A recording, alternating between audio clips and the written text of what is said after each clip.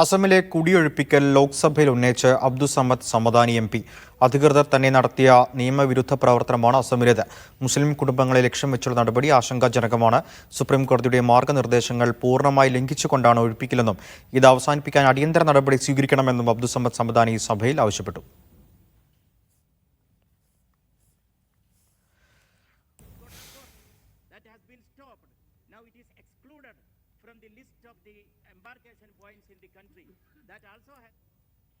കണ്ണൂർ പരിയാരം ശ്രീസ്തയിൽ യുവതി 2 മക്കളുമായി കിണറ്റിൽ ചാടി. ശ്രീസ്ത സ്വദേശി ധനജയാണ് മക്കളുമായി കിണറ്റിൽ ചാടിയത്. ഫയർഫോഴ്സ് എത്തി രക്ഷപ്പെടുത്തിയ 3 പേരും പരിയാരം മെഡിക്കൽ കോളേജിൽ ചികിത്സയിലാണ്. ഒരു കുഞ്ഞ് അപകടത്തിൽ തരണം ചെയ്തിട്ടില്ലെന്ന് ആശുപത്രി വൃത്തങ്ങൾ അറിയിച്ചു. രാവിലെ 11 മണിയോടെയായിരുന്നു സംഭവം. മക്കളുമായി വീട്ടിൽ നിന്നിറങ്ങിയ യുവതിയെ കാണാത്തതിനെ തുടർന്ന് നടത്തിയ തിരച്ചിലിലാണ് വീടിന് സമീപത്തെ കിണറ്റിൽ കണ്ടെത്തിയത്. നാട്ടുകാർ ഉടൻ കിണറ്റിലിറങ്ങി രക്ഷാപ്രവർത്തനം ആരംഭിച്ചു. സ്ഥലത്തെത്തിയ ഫയർഫോഴ്സ് സംഘം ആദ്യം കുട്ടികളെയും പിന്നീട് ധനജയെയും പുറത്തെടുത്ത് പരിയാരം മെഡിക്കൽ കോളേജിലേക്ക് മാറ്റി. ഒരു കുഞ്ഞിന്റെ നില അതീവ ഗുരുതരമായി തുടരുകയാണ്. കീഴറ സ്വദേശിനിയായ യുവതി 8 വർഷം മുൻപാണ് വിവാഹിതയായത്. ഭർത്താവ് ധനേഷിന്റെ 2ാം വിവാഹമായിരുന്നു. ഭർത്തൃവീട്ടിൽ ധനജ മാനസിക പീഡനം നേരിട്ടിരുന്നെന്നും ഭർത്താവിന്റെ അമ്മ ശ്യാമളയുമായി പ്രശ്നങ്ങൾ ഉണ്ടായിരുന്നെന്നും ബന്ധുക്കൾ പറഞ്ഞു. 2 മാസം മുൻപ് ധനജ പരിയാരം പോലീസിൽ നൽകിയ പരാതി നാട്ടുകാരുടെ മധ്യസ്ഥതയിൽ ഒത്തുതീർപ്പാക്കിയിരുന്നു. ഇന്ന് രാവിലെ വീട്ടിൽ വീണ്ടും പ്രശ്നങ്ങൾ ഉണ്ടായെന്നും തുടർന്നാണ് യുവതി ആത്മഹത്യയ്ക്ക് ശ്രമിച്ചതെന്നുമാണ് ബന്ധുക്കൾ പറയുന്നത്. മീഡിയ 1 കണ്ണൂർ. ഇനിയും വീഡിയോസ് കാണാം. മനീഷ പവർ ചേരും.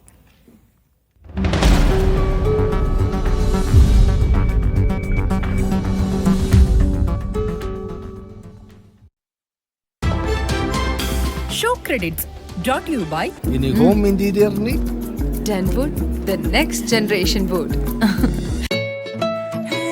Elegant, puffy, quality. In Royal. Lulu Hypermarket, home delivered. Download the Lulu app now. Wilsmera Jewels, ആരും കൊതിച്ചു പോകും. Family Wedding Center, the beginning of forever. Loveace. Innerwear for ladies and kids. ABC Cargo and Courier, #1 in GCC. Intelligent ആയ പുതുതലമുറയ്ക്ക് integrated degree courses. Learn ACCA integrated BCom only from Indian Institute of Commerce, Lakshya. 21ാം വയസ്സിൽ life set. ABC Cargo and Courier, #1 in GCC. വിദേശത്തും GCC കൺട്രീസിലും ജോലി, പഠനം, സ്വപ്നം കാണുന്നവർക്ക് കമ്മ്യൂണിക്കേഷൻ ഡെവലപ്പ് ചെയ്യാനും IELTS or PTE ക്രാക്ക് ചെയ്യാനും സ്മാർട്ട് സിറ്റി അക്കാഡമി നൽകുന്നു comprehensive learning opportunity. British Council recognised centre, hybrid classes, expert mentorship, affordable fees. Smart City Academy, elevating careers.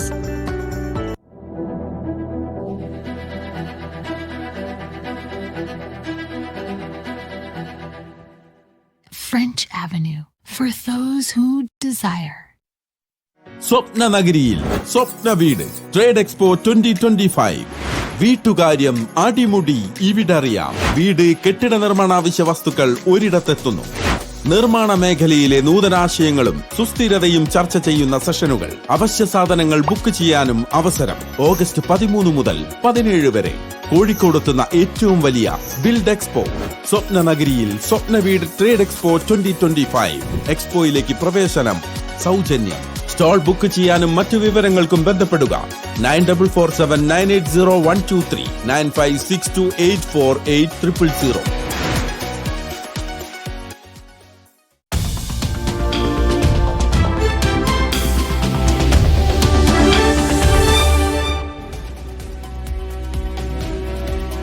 നമസ്കാരം. പ്രവാസ ലോകത്തെ വാർത്തകളും വിശേഷങ്ങളുമായി മിഡി സ്റ്റവർ ആരംഭിക്കുന്നു. പ്രധാന തലക്കെട്ടുകളിലേക്ക് ആദ്യം.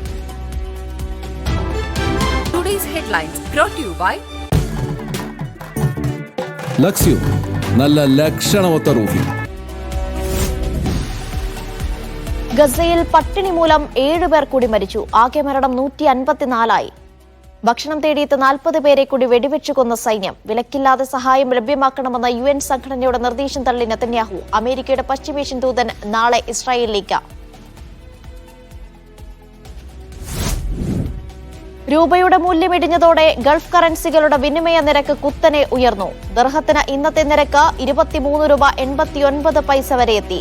കുവൈത്ത് ദിനാറിന് 286.70 രൂപയായി. രൂപ ഇടിഞ്ഞത് ഇന്ത്യൻ കയറ്റുമതിക്ക് US ഉയർന്ന താരിഫ് ഏർപ്പെടുത്തുന്നുവെന്ന വാർത്തയ്ക്ക് പിന്നാലെ. സൗദിയിൽ സ്വദേശീവൽക്കരണം പൂർണ്ണതോതിലേക്ക് എത്തുന്നു. നിരക്ക് 94%. സൗദിയുടെ GDP വളർച്ചയിൽ വർധന 2025 3.6% ഉയരും. എണ്ണ ഉൽപാദനത്തിലെ തിരിച്ചുവരവും ടൂറിസം ലോജിസ്റ്റിക്സ് മേഖലകളിലെ വികാസവും കരുത്തായി. ഖത്തർ ചുട്ടുപൊള്ളുന്നു. ഇന്ന് രേഖപ്പെടുത്തിയത് 49°C. രാജ്യത്ത് അതീവ ജാഗ്രതാ നിർദ്ദേശം. വരും ദിവസങ്ങളിൽ വടക്ക് പടിഞ്ഞാറൻ കാറ്റിനും സാധ്യതയെന്ന് കാലാവസ്ഥാ നിരീക്ഷണ വകുപ്പ്. UAEയിൽ സോഷ്യൽ മീഡിയ വഴി പരസ്യം ചെയ്യുന്ന വ്യക്തികൾക്ക് പെർമിറ്റ് നിർബന്ധമാക്കുന്നു. പുതിയ സംവിധാനം 3 മാസത്തിനകം ആദ്യ 3 വർഷം സൗജന്യം. കുവൈത്തിലെ സിവിൽ ID ഫോട്ടോ സഹലാപ്പ് വഴി അപ്ഡേറ്റ് ചെയ്യാൻ സംവിധാനം. സംസ്ഥാന ഹജ്ജ് കമ്മിറ്റി വഴിയുള്ള ഹജ്ജ് രജിസ്ട്രേഷൻ നാളെ അവസാനിക്കും. ഇതുവരെ അപേക്ഷിച്ചത് 17,000-ഓളം പേർ. കഴിഞ്ഞ വർഷത്തെ വെയിറ്റിംഗ് ലിസ്റ്റിലുള്ളവർക്ക് മുൻഗണന. കഴിഞ്ഞ ഹജ്ജ് സീസണിൽ എത്തിയത് 2 കോടി യാത്രക്കാർ.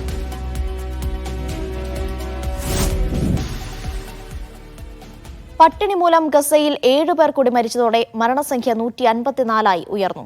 ഭക്ഷണം തേടിയെത്തിയവർക്ക് നേരെ ഇന്ന് നടന്ന വെടിവെപ്പിൽ 40 പേർ കൊല്ലപ്പെടുകയും 150 പേർക്ക് പരിക്കേൽക്കുകയും ചെയ്തു. ഗസ തീവ്ര ഭക്ഷ്യക്ഷാമത്തിന്റെ പിടിയിലമർന്നിരിക്കെ വിലക്കുകളില്ലാത്ത മാനുഷിക സഹായം അനിവാര്യമെന്ന് UN പിന്തുണയുള്ള ഭക്ഷ്യസുരക്ഷാ സംഘടന വ്യക്തമാക്കി. കൂടുതൽ സഹായം ഉറപ്പാക്കാൻ വിസമ്മതിച്ച ഇസ്രായേൽ, ഫലസ്തീൻ രാഷ്ട്രത്തെ പിന്തുണച്ചുള്ള ഫ്രാൻസിന്റെയും മറ്റും പ്രഖ്യാപനത്തോടെ ഹമാസിന് കൂടുതൽ കരുത്ത് ലഭിച്ചതായി ഇസ്രായേൽ വിദേശകാര്യമന്ത്രി പറഞ്ഞു. US പശ്ചിമേഷ്യൻ ദൂതൻ സ്റ്റീവ് വിറ്റ്കോഫ് നാളെ ഇസ്രായേലിലേക്ക് പുറപ്പെടും. MC നാസർ കൂടുതൽ വിവരങ്ങൾ നൽകും. നാസർ, ഈ പറഞ്ഞതുപോലെ തന്നെ പട്ടിണി ഗസയിൽ പിടിമുറുക്കിയിരിക്കുകയാണ്. മരണസംഖ്യ ഓരോ ദിവസവും ഉയർന്നു. താൽക്കാലികമായി ഇസ്രായേൽ ഏർപ്പെടുത്തിയ സംവിധാനങ്ങളൊന്നും എവിടെയും എത്തിയിട്ടില്ല, ഫലം കാണുന്നുമില്ല. പക്ഷേ ഇനിയും എത്ര നാൾ ഈ രീതിയിൽ മുന്നോട്ട് പോകുമെന്നുള്ളതാണ് ലോകത്തിന് മുന്നിലുള്ള ചോദ്യം. അനിഷ, തീർച്ചയായിട്ടും. കാരണം കഴിഞ്ഞ ദിവസങ്ങളിൽ ഗസയിലെ 3 10 മണിക്കൂർ നേരത്തെ താൽക്കാലിക വെടിനിർത്തൽ പ്രഖ്യാപിച്ചിരുന്നു ഇസ്രായേൽ.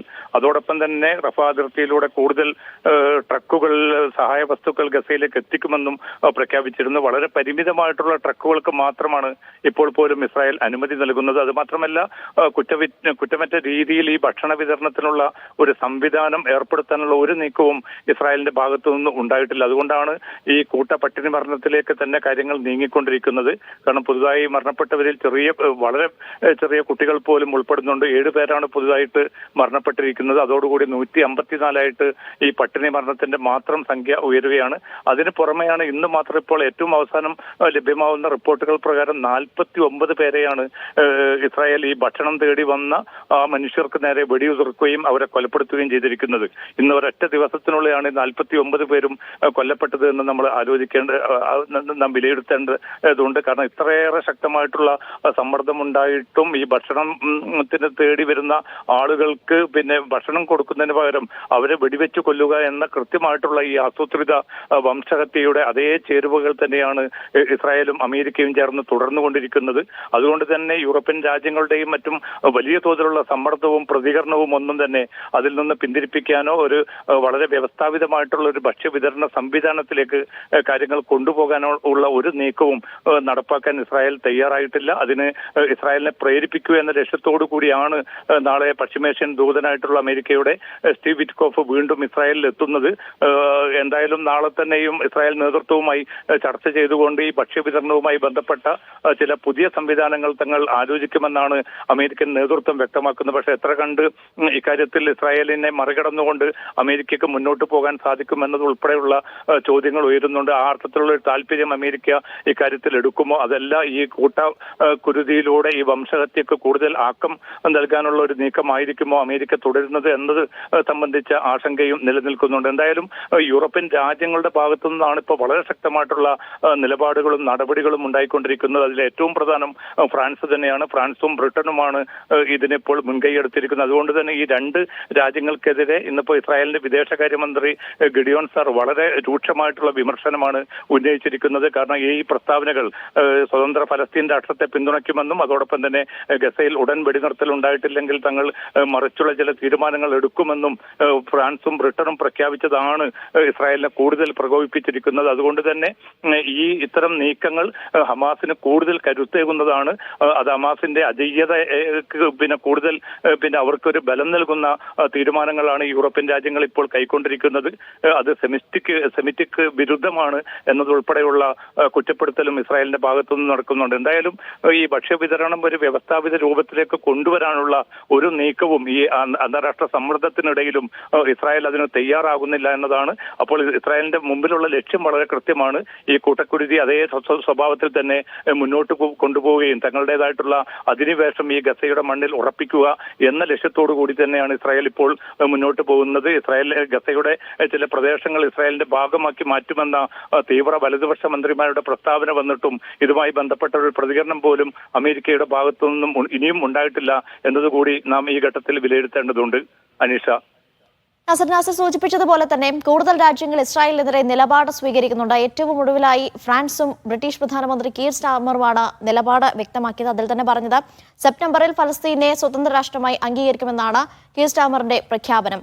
പക്ഷേ ആഗോളതലത്തിൽ കൂടുതൽ ഈ ഇസ്രായേൽ ഒറ്റപ്പെടുമ്പോഴും ഒരു സമ്മർദ്ദം അല്ലെങ്കിൽ ഗസ യുദ്ധം അവസാനിപ്പിക്കാൻ ഒരു സമ്മർദ്ദം ചെലുത്താൻ ഈ ആഗോള രാജ്യങ്ങൾക്കൊന്നും സാധിക്കുന്നില്ല. അതെന്തുകൊണ്ടായിരിക്കും?